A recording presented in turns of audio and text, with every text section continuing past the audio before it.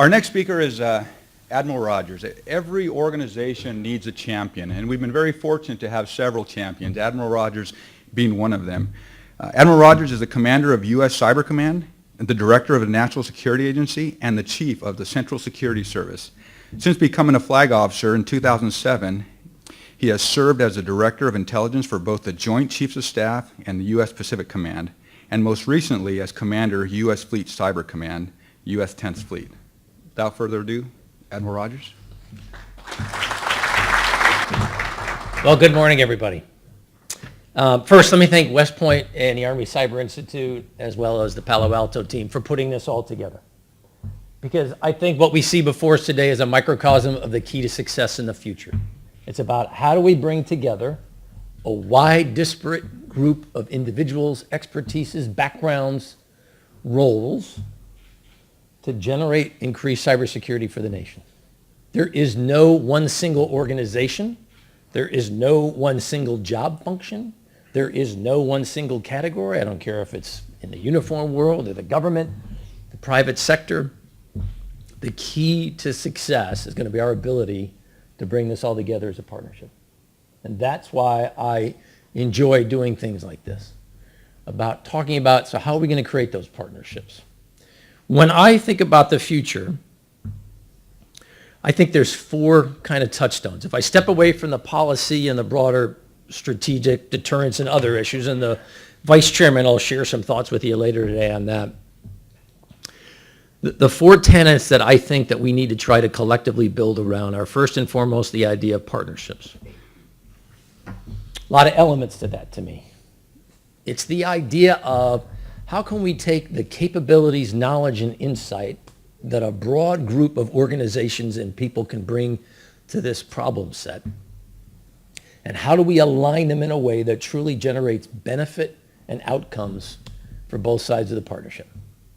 This can't just be about, hey, well, this is all about providing value to the government. We just need your help because it's generating better outcomes for us. And it can't be just, hey, we're here to help you from a business perspective generate better outcomes. It's how can we do this together? How can we both generate value?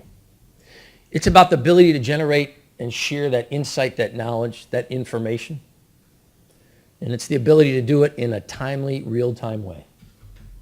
I can remember a couple of years ago in my initial discussions, as I was in my previous job in the Navy, and now I find myself as the kind of lead operational commander for the department in the cyber mission set. And I can remember someone in the private sector telling me, well, you know, I'm really concerned about the sharing piece. What I really like to do is, well, I can just email you what we need. And I can just put the malware specifics in a spreadsheet for you, for example. And I just thought, do you really think that that's going to work, given the challenges and the time dimension that's inherent to this problem set? We have got to move beyond that. And there's a lot of efforts ongoing to do that. The Department of Defense is just one partner in that effort. The second component, I think, and I don't put these in a priority order, so partnerships was number one. The second thing I try to focus on is the idea of innovation. And innovation is about much more than just technology. Innovation can be, how do we organize? What do we decide we value? How do we train our workforce in a different way? How do we move beyond? Because I see most people and they think about innovation as just new technology. And I think to myself, technology is an important component of innovation, but it's just one aspect of innovation. And we need to think, when we're thinking about innovation, I think we need to think more broadly. The third kind of fundamental tenet I think we need to build around is technology itself. I mean, we have to acknowledge that this is a technically based problem set in which, quite frankly, we're going to apply technology to attempt to defeat or overcome the capabilities of other technology. So there is no doubt that technology is the fundamental component of this. The last piece, and in some ways to me, arguably the most important, is the human capital dimension of this. Because you can have the greatest technology in the world and the strongest partnerships and a really innovative approach to doing business. But if you don't have a solid human capital dimension that this whole thing is built around, we are doomed to fail. And all of us need human capital that generates outcomes. Whether you're a CISO in the commercial sector, whether you're an operational commander in the military, all of us are out there competing. We've already joked about it a couple times this morning. We're all out there trying to get the same workforce. I think there's a lot that I'll only speak for U.S. Cyber Command. One of the things I tell the team is there's a lot we can learn from the private sector when it comes to how do you create a cyber agile workforce. And the traditional ways that we've gone about generating manpower and knowledge in the department isn't necessarily optimized for this kind of mission set. So you have heard the Secretary of Defense talk about some ideas we're considering in terms of alternative ways to bring people in, looking at alternative ways about how we move people in and out. If I put on my National Security Agency hat, when I'm out in Silicon Valley and I talk to my counterparts out there and I talk to them about, so how do you create the workforce in the future? Tell me how you're building your team. You know, the norm that many of you all live in is much of the workforce is there 2 to 5 years, tends to stay within the valley, but shifts to a different company, generally within the same mission set, if you will. Because it's not like unlike the military in some ways, it's a pretty small ecosystem out there. In the military, particularly if I look at the NSA model, which is considered to be among the foremost technically oriented organizations in the Department of Defense, we generally have people who stay with us 25, 30 years. The norm for us is not 2 to 5 years, historically. And so one of the things I've kind of tried to challenge the team as, how is that going to work for us in an environment in which technology changes at such a fundamental rate that if we're going to keep the same workforce for 30 years, 20 years, how are we going to keep them relevant? How are we going to keep them optimized for the future and not just yesterday? Because it's not enough to sit on our laurels and say to ourselves, well, look at all the great stuff we've done in the past. That is not what we're about. It's about how do we meet today's mission and how do we make sure we're ready to get ahead of the challenges for tomorrow. So those 4 kind of foundational tenets, if you will: partnerships, innovation, technology, people. I'm always mindful. Those are the 4 prisms I'm generally looking through when I'm trying to figure out. So in the Department of Defense, as the kind of operational guy for the mission set, how are we going to build that future?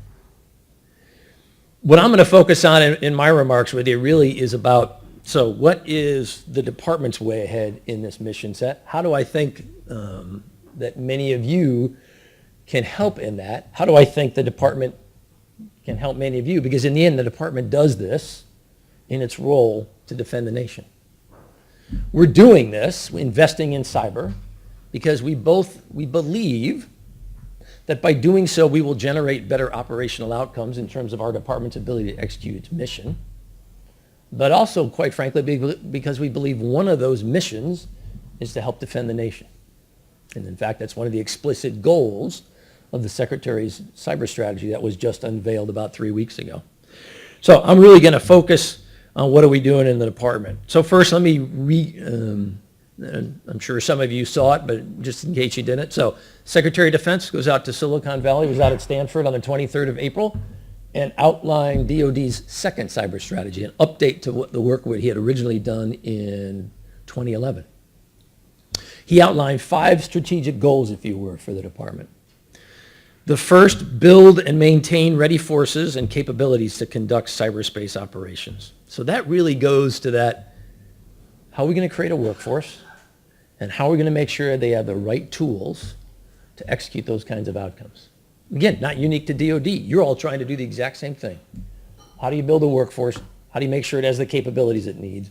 And how do you make sure it's optimized for the outcomes that you, in the business segment, just like we in the national security segment, believe that we need? The second component is defend the DOD information network, secure DOD data, and mitigate risks to DOD missions. So put simply, defense. How are we in the department going to defend. DoD has the largest network in the world. And so goal number 2 is make sure that we're ready to defend it against adversaries who, quite frankly, are every day attempting to penetrate it, gain insights, potentially manipulate it, potentially take away our capabilities, for example, to command and control our forces that are dispersed around the world on a global basis. So we've got a lot of adversaries out there that we got to deal with. Again, much like many of you, not unique to DoD. The third kind of broad strategic goal of the 5 that the Secretary outlined was be prepared to defend the U.S. homeland and the U.S. vital interests from disruptive or destructive cyber attacks of significant consequence.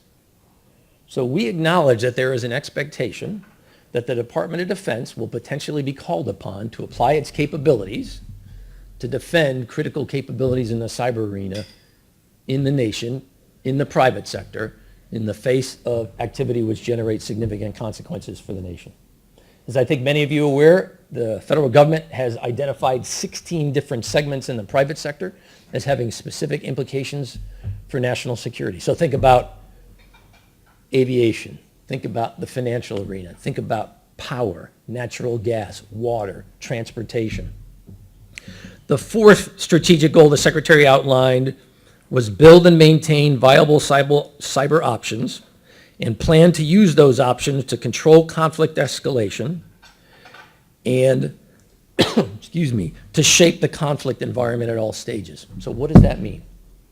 We want to generate a set of capabilities that can provide policymakers and military commanders options that they can apply to help shape the environment, whether that's to deter conflict from ever happening, or if we find ourselves in a crisis or a conflict scenario, applying cyber in a way that creates advantage for us and negates opponents' capabilities.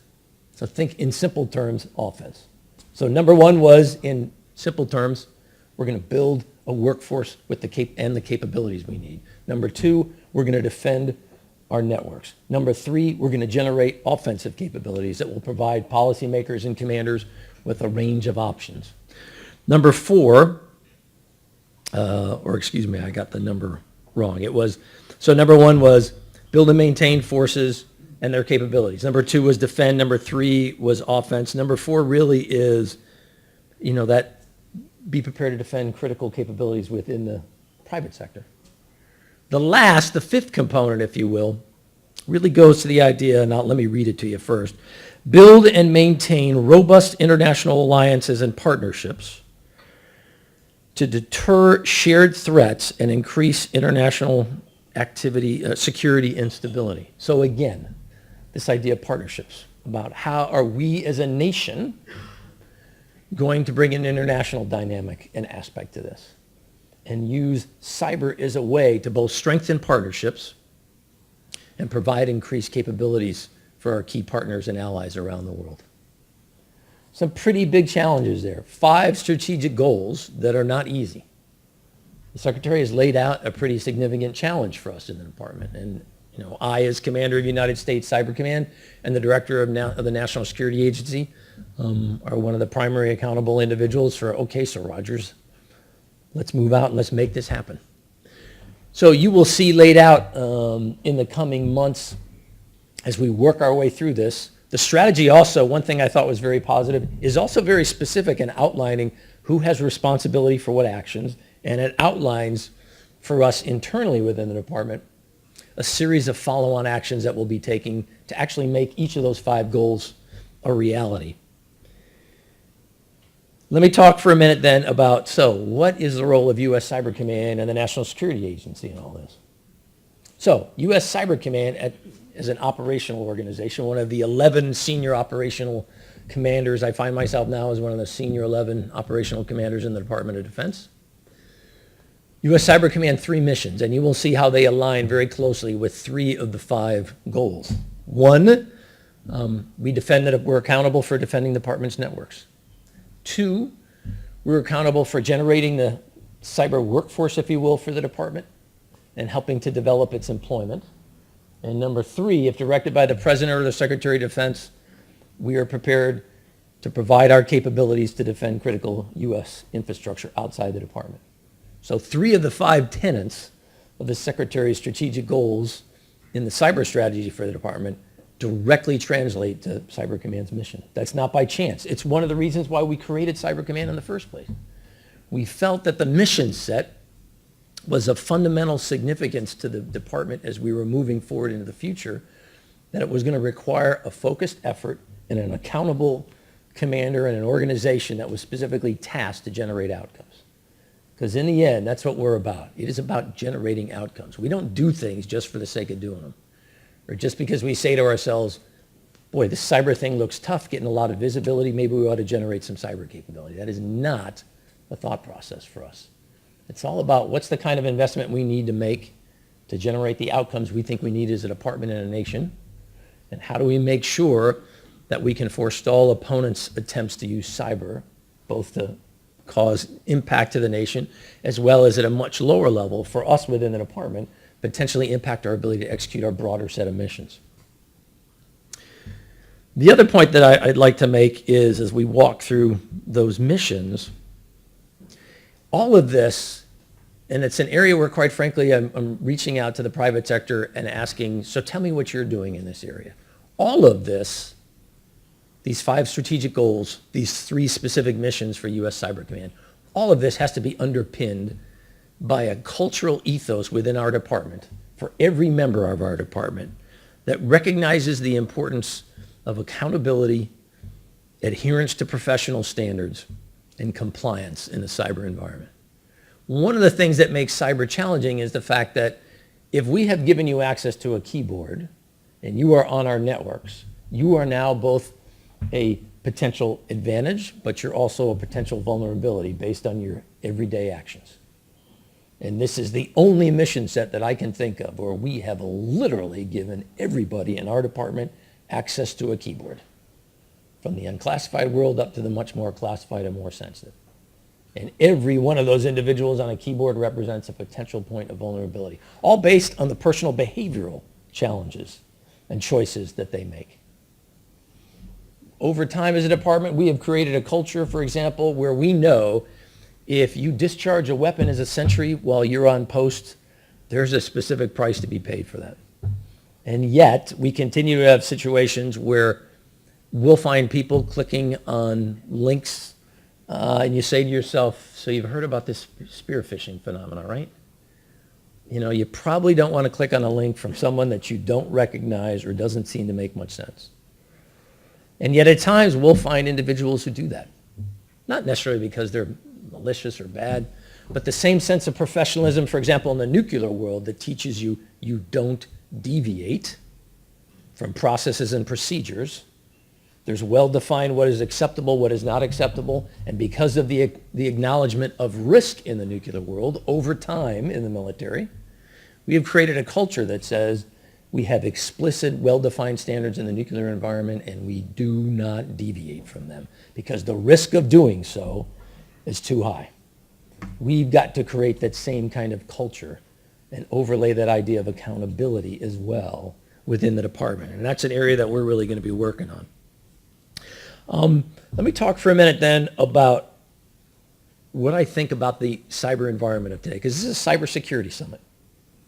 So we're thinking to ourselves about, so what's the threat dynamic and what's the nature of the world we're living in? So as you already heard Mark say, which I would strongly agree with, the activity is going to increase. It's not going to get smaller. If I put on my intelligence hat, that's a pretty conservative thing for me to tell my leadership, hey, it's going to get worse, not better. I don't have anything that leads me to believe that in the near term we're going to see a significant decrease in threat activity aimed against the department or against any of you. That if anything, everything leads me to believe it's in fact going to increase. I think that's for a variety of reasons. As you heard Mark talk about, cyber in some ways is a great equalizer. It doesn't take a nation state, group, or individual to spend billions of dollars. It doesn't take a huge dedicated workforce. It doesn't take decades of time. When I look at what it takes to generate a military capacity for the nation, for our nation, for example, it comes at a cost. It takes us a period of time, and we have to make a fairly significant investment in manpower. The cyber actors, whether they be nation states, groups, or individuals out there today, they don't have to worry about much of that at all. It doesn't take all that money, it doesn't take all that time, and it doesn't take all those people. So cyber becomes a great equalizer. Cyber also doesn't recognize geography, and the lack of geography really can complicate things. For us as a department, geography is one prism we often use to identify how we're going to address problem sets. It's why we have a central command that's focused on the Middle East. It's why we have a European command that's focused on Europe. But cyber doesn't recognize geography. If you look at the Sony hack, for example, and you trailed that malware from where it originated in North Korea, you saw it go through physical infrastructure in North Korea, South Korea, China, at least one other nation in Asia, 2 nations in the Middle East, at least 2 nations in Europe, other infrastructure in the United States, and then it got to the servers at Sony in California. So you figure out how, if we're going to use a kind of geographic approach to this problem set, that's really not going to work well for us. It's one reason why we made Cyber Command a global organization. We are focused on mission regardless of geography. And we're focused on that broader geographic challenge. So when I look at nation states then, we generally track 4, if you will, kind of prisms that we look through threat at the moment. The first, and the one that really I think is still the greatest preponderance, generates the preponderance of activity in the cyber arena that's of concern to all of us, is the criminal element. I think we're still in a position where the greatest activity on cyber is still focused on criminal outcomes, the generation of revenue or money for some criminal entity. Second area we pay attention to, nation states. You know, we've talked very publicly about some where, you know, we're clearly concerned about capabilities and the kind of action activity that we've seen. We continue to try to reach out more broadly as a nation to have a discussion about, so how do we talk about those ideas of deterrence and norms? And the vice chairman will talk about some of that later this afternoon when you hear from him. The next set that we pay attention to are the hackivists, as we kind of call them in slang. Those are groups generally use cyber as a tool to attempt to generate a specific outcome. It can vary from a social issue. We used to, in some ways, include the terrorist piece in the hacktivist category, but increasingly, based on what we're seeing from ISIL and others, I'm starting to put them kind of in a separate category. And the last group that I really pay attention to, and it's one that's increasingly coming to the fore, is how are groups that want to do harm to the nation starting to use cyber as a tool to do it? You've seen in the last few weeks ISIL talking about how they intend to use cyber as a vehicle to achieve effects against the United States, to reach out and cause harm or damage. You've seen ISIL and affiliated individuals or groups use cyber as a vehicle to release personally identifiable information in the last few months about U.S. military members, individuals in the government. Hey, here's their name, here's their address, here's their phone number, here's their email address in addition to their street address. I think you're going to see more of that in the future. It's not going to be changing. The last few points I'd like to make, something that Mark said that really resonated with me. And nothing teaches you like experience. And I'm the first to acknowledge, in my last job as the kind of cyber guy in the United States Navy, I have found myself dealing with the largest compromise of a DoD network that we had had in a long time, where a nation state got into the Navy's unclassified network, and we had to drive them out. One of my takeaways from that was we have spent a lot of time focused on how do we stop people from getting in, but perhaps we need to spend more time thinking about what are we going to do when, despite our best efforts, individuals penetrate our networks. And I think that's a real focus for all of us in the future. Because ultimately, I remind our team, look, if it's designed by man, it can be defeated by man. So you cannot assume, and I have yet to find the technical solution that guarantees me, you use this capability, you configure your network this way, no one will ever gain access. I'm still looking for that holy grail. I don't think it's out there, but I hear about it every once in a while. And so part of me says, and it's an area where when I talk to partners out in private industry, I often ask myself, so tell me what your thoughts are in this. How do you work through this? Because let me tell you, in the initial days of this compromise, among the first things I got from a lot of people was, well, shut the network down. And I said, do you know what this network does for the United States Navy? Do you know what the operational impact would be for us if we shut this down? That's not an option to me. The operational impact of doing that across a much broader set of missions within the United States Navy and by extension the department far outweighs. That's just not a good way for us to do it. And so we spent a lot of time thinking about, so how do you fight through difficulty? It's an environment I was very much used to when I was a junior officer. When I joined in 1980, I became commissioned officer in 1981. The environment that I lived in at the time was, we assumed then, the Soviet Union were going to take away our command and control links. They were going to go after the constellations on orbit. They were going to blind us like we never saw. And we walked ourselves through, so what does that mean? And we constantly trained to be in a degraded environment. We constantly trained in an environment in which we were going to lose connectivity, we were going to lose network access, so what are we going to do about it? Fast forward over the last 20 years, we have not been in an environment as a department where we've really had to worry about that as much. When we were in Iraq, when we were in Afghanistan, other mission sets, we really didn't worry about an opponent's ability on the ground to take away key command and control networks for us. And yet the world we're living in now, as many of you are experiencing every day, that's a real possibility that we need to be mindful of, and we need to be walking our way through, so how are we going to deal with that? Sony then I wanted to highlight kind of as what I really thought Sony was a wake-up call in many ways. Because for the first time, we had a nation state use cyber in a destructive capacity explicitly for the purpose of coercion. We've previously seen cyber used as an exploitation capability, the theft of intellectual property, the generation of insights for a nation. And we've all seen how the massive scale that we've observed that activity. It's not by chance that many other nations of the world, you look at what they're developing and their R&D capabilities, they sure look an awful lot like U.S. capabilities. That's not by chance to me. That's a conscious effort on the part of nation states and groups to take away an advantage from us, our intellectual property, if you will, the power of our thought, the power of that technology and that innovation. We've seen cyber over the last decades applied in disruption, physically denial of service actions against financial websites in the United States. If you take the Ukraine, for example, you see disruption in the cyber arena almost every day against capabilities. We have seen cyber used in destruction before. I think it's a matter of public record that the largest oil company in Saudi Arabia had a destructive attack a couple of years ago. Destroyed tens of thousands of their laptops through a destructive malware.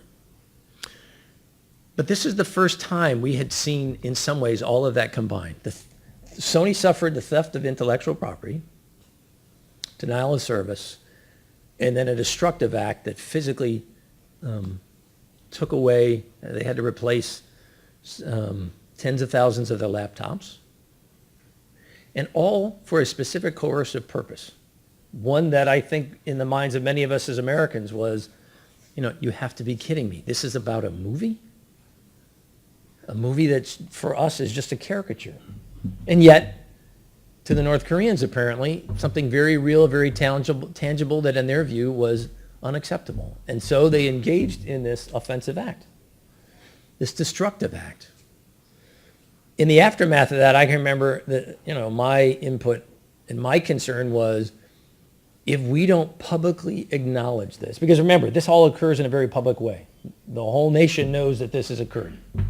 If we don't publicly acknowledge this, if we don't attribute it, and if we don't talk about consequence, then if we're not careful, we're going to inadvertently lead potentially other nations and groups to believe, well, this kind of activity must be within the realm of the acceptable. That's not a good place for us to be as a nation. And so I thought it was a real positive for us as a nation that you saw the President of the United States, not some junior official. The President of the United States came out and publicly acknowledged it, attributed it to the North Koreans, talked about our confidence in that attribution, and then talked about what we were going to do. In this case, we're going to start with the economic lever, but we're going to reserve additional actions if we feel it's necessary at the time and place of our choosing. I thought that was something very powerful because we have got to change the dynamic. If it's just going to be about collectively, all of us as a nation, whether you're in the Department of Defense or whether you're in the private sector, if it's going to be us passively responding to endless intrusions, we're on the wrong end of the transaction. And it goes to that cost piece that Mark talked about. It just puts us on the wrong end of the cost curve. The last couple points that I just wanted to make, within the DoD part of this, part of that partnership idea that I talked about is the idea that we have to use the total force approach to this problem set. It's not just about uniforms. It's not just about active uniforms.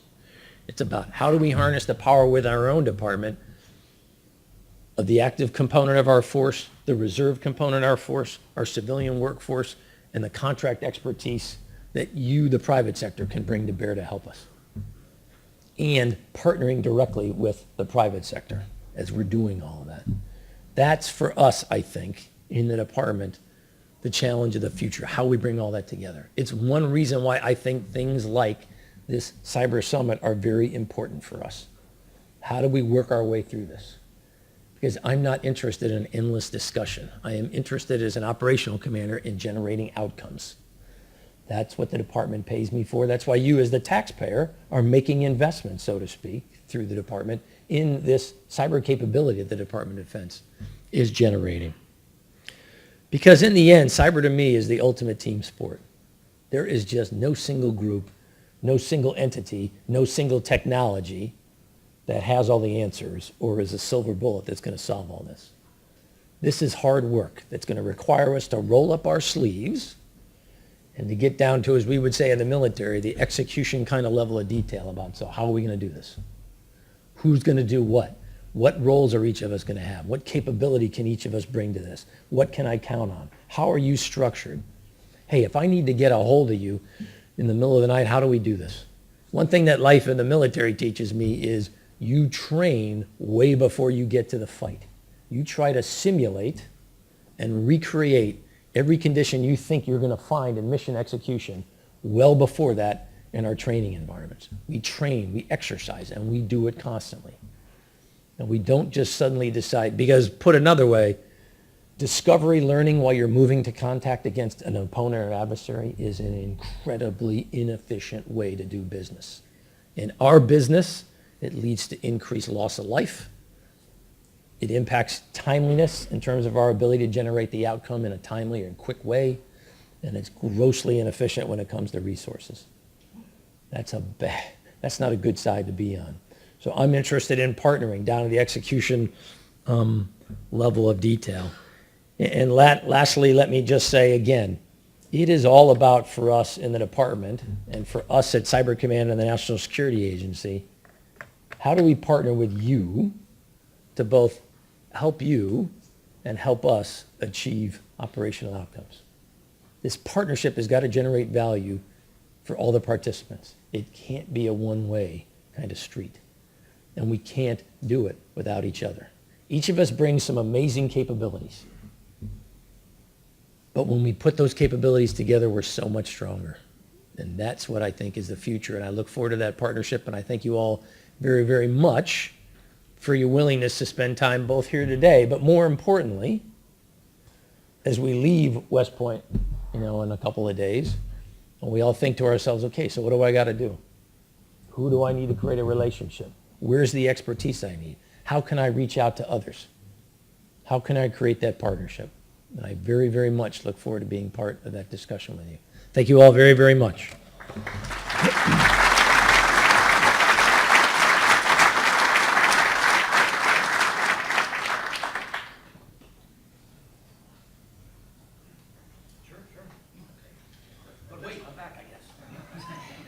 This time I'm going to take 10 minutes for question and answers for the Admiral. Colonel Noah Patsy on the left with the microphone. Colonel McCasney's on the right with the microphone. If you have a question, please wait for the mic.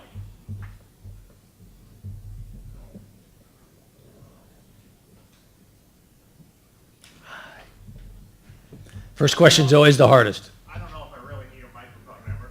No one's ever accused me of talking. I'm curious, you talked about geography and the challenge in the cyber mission. What about the domains of the respective services in Cyber Command, and how do you define their missions? What we're trying to do, what we're trying to do is how do you build on the inherent expertise that each service brings from their traditional domain. So for example, as a naval officer, I've kind of been focused on the maritime environment for my career. And so one of the things, in fact, I was just talking to the vice chairman about this on the way up today. We were talking about, so how do we position ourselves in the future where we can use cyber as an extension of the capability and expertise that the services bring? That's kind of the vision for the future, if you will. I think cyber is a natural blend. It's one of the reasons I'm going to riff off the question for a minute. There are some out there who argue, hey, the answer is to create a single cyber force, for example. I mean, Admiral Stavridis, he and I have talked about this multiple times, his view, and he's written on this multiple times. His and the view of others is, hey, look, you ought to consider kind of like a single integrated force.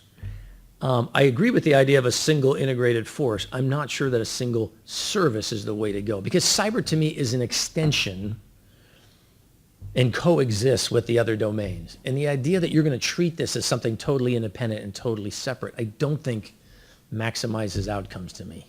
Because cyber happens in a broader, what occurs in cyber occurs in a broader context. And understanding that broader context, I think, can be very important. I'm also mindful, I'm a big fan of history. If you go back into the late 70s, in the aftermath of the failed hostage rescue attempt in Tehran during the hostage situation, many people at the time argued, so one of the takeaways from this is because you brought all these services together, hadn't really worked together well, didn't understand each other well, lots of different capabilities. When it actually came to mission synchronization and execution, boy, you ran into some issues. So the answer is create one service. I can remember we had these conversations in the late 70s and the 80s that the answer for special forces was just do one service. Again, I think at the time, which, the decision ultimately, and I think that's really played out for us over the last 10 years, the value of how do you build on the knowledge and characteristics that the services bring on the particulars of their, if you will, domain, and how do you apply that in a kind of integrated way? I mean, I think the value and benefit of that approach really played out for us, and I'd like to see us use that same kind of approach, if you will, in the cyber arena. Admiral Rogers, could you say a few things, share a few thoughts about the values and intention? It seems here that people who are responsible for protecting networks appreciate the danger, but in broader America, the landscape, when it comes to privacy and it comes to kind of the value of data as it's emerging by individuals and others, but some very significant values and intention. And one of your roles, defend the nation, I certainly understand the operational capacity. But the other role, kind of how you gather that and represent the NSA, it seems to me much of America still doesn't understand what's the risk. And I wonder if you could just talk a little bit about the values and intention and how you address that. So clearly whatever, now I'll speak really firstly as the National Security Agency Director, and it's also true for us on the U.S. Cyber Command side though. Clearly, whatever structure we create collectively as a nation, and for us in the department, it must mesh within a broader structure and a broader set of values for the nation.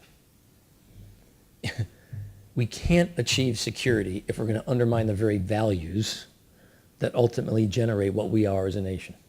I try to remind people, look, we've got two imperatives here. One is the imperative of recognizing the inherent right of privacy of every one of us as individuals that is foundational to our very structure as a nation. It's one of the things that led to the creation of this nation. It's grounded in the foundational documents. It's not by chance that the first segment of the Constitution talks about the Bill of Rights.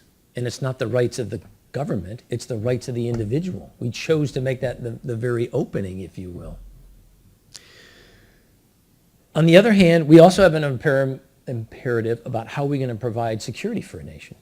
And how are we going to be able to create a secure an environment in which we can exercise those hard-fought rights. I describe them both as imperatives. Got to do both. It's not either or. A nation of great security but limited freedom, I don't think is in our best interest. The flip side, a nation of great freedom but limited security, as a parent, for example, boy, that's a world that concerns me. I want a world of freedom, but I also want a world where we're secure. And so the tension I think you see playing out these days, and I certainly see this in the cyber domain all the time, is, so how do we meet these two imperatives? Some people seem to think it seems to be one or the other. You can only do one, you can't do the other. I personally believe we can do both, that you don't have to sacrifice either to achieve the outcomes we want for both of those imperatives. And we just got to keep talking to each other. You know, part of the challenge for us is, I think, all of this is occurring in a backdrop where, if we're honest with ourselves, we are an incredibly polarized society right now. We are seemingly unable to achieve consensus on tough problems, where we increasingly vilify each other. It can't be just that we disagree. The tenor and tone of the debate in many areas today is, well, it's because there's something wrong with you, or you inherently have bad motives in whatever your position might be. That's not a good place for us to be as a nation. Put another way, I'm watching threat do this at the same time that trust has done this. Whatever your particular views are, I would just submit to you, that's a bad place for us to be as a nation. High threat and low trust. That is not a recipe for success. And that's not going to get us where we need to be. So we got to ask ourselves, what can we do to help bring that trust piece back up? Because we are not, in the near term, I think, going to see a decrease in that threat piece. Sir.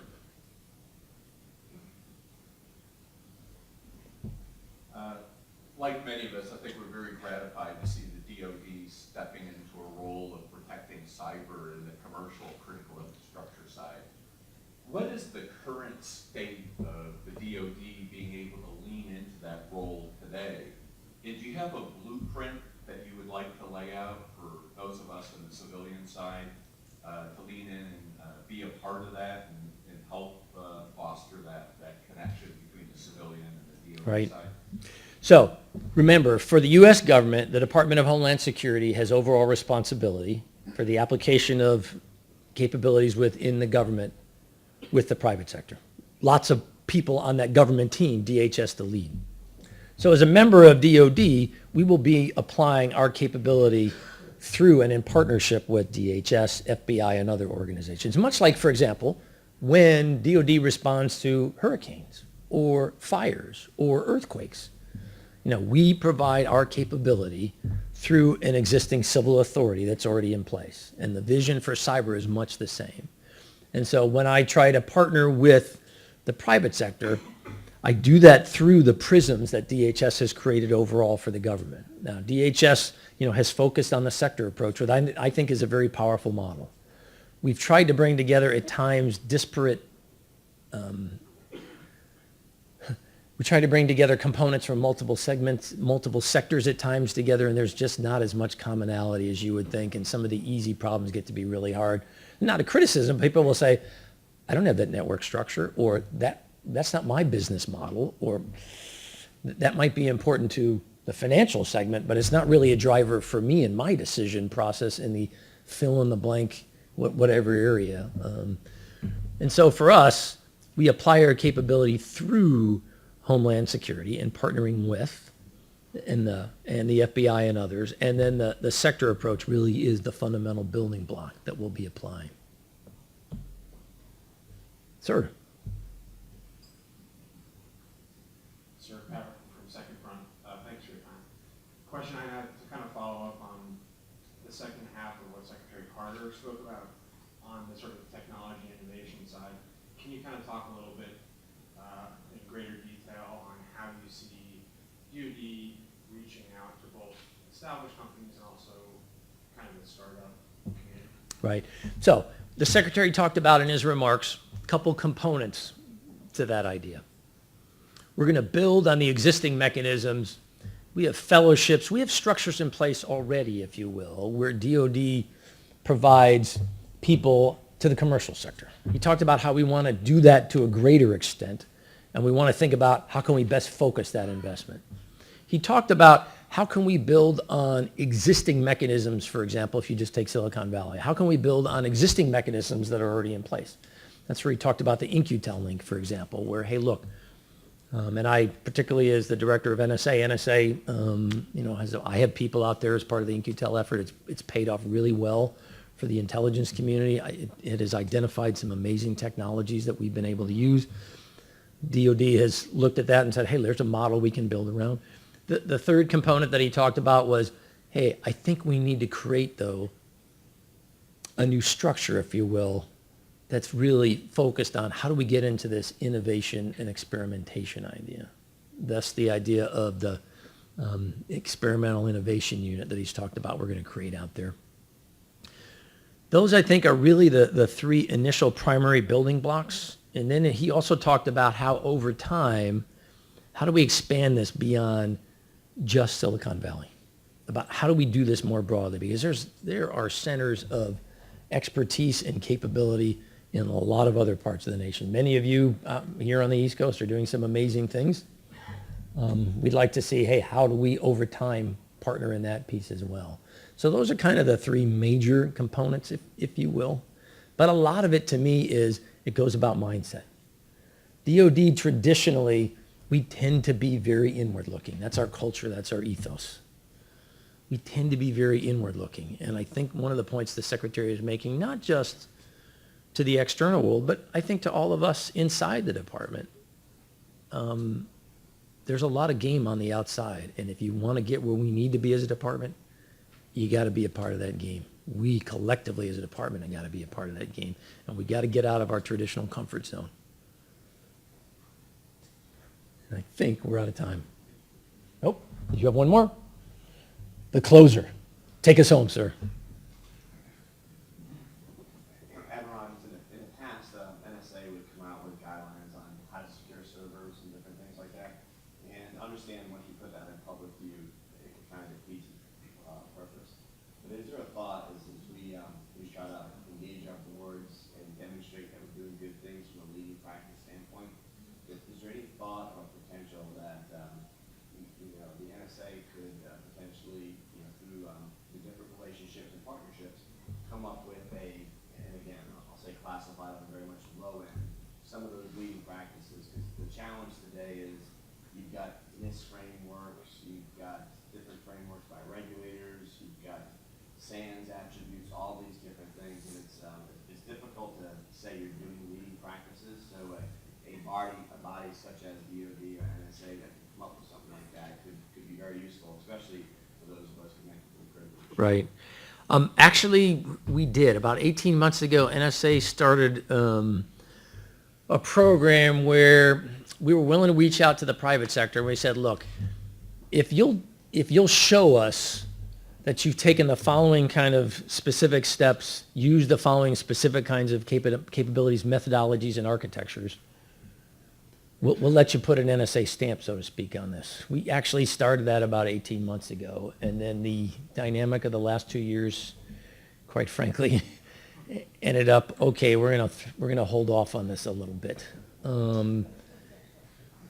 It sounds to me like, and we can talk afterwards, but it sounds to me like that might be something of interest or value to you or others. It's something, quite frankly, we're talking about inside, about, so do we want to go back to this? What's the right way to go about doing it? So we're working our way through it, to be honest. And with that, I thank you all very, very much for your time.